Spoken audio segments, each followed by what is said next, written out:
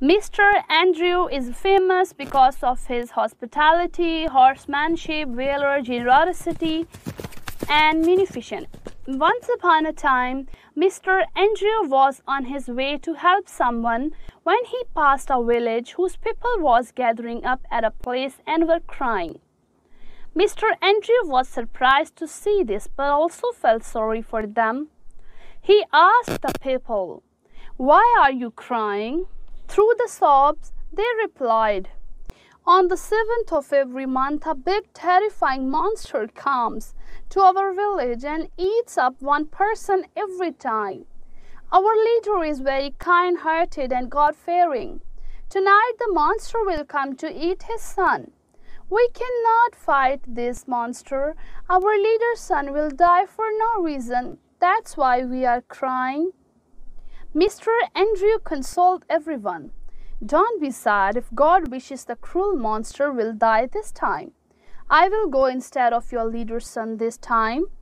Mr. Andrew further asked them, "What does the monster look like?" The people said, "The monster is extremely dangerous and has a terrifying look. It is taller than 90 yards.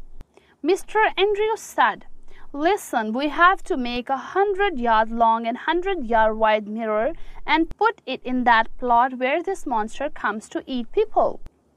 Then we will cover it with a cloth and I will handle the rest." People started working on Mr. Andrew's idea and placed the 100-yard long and 100-yard wide mirror in that ground and then covered it with a black cloth. As night came, it started getting dark.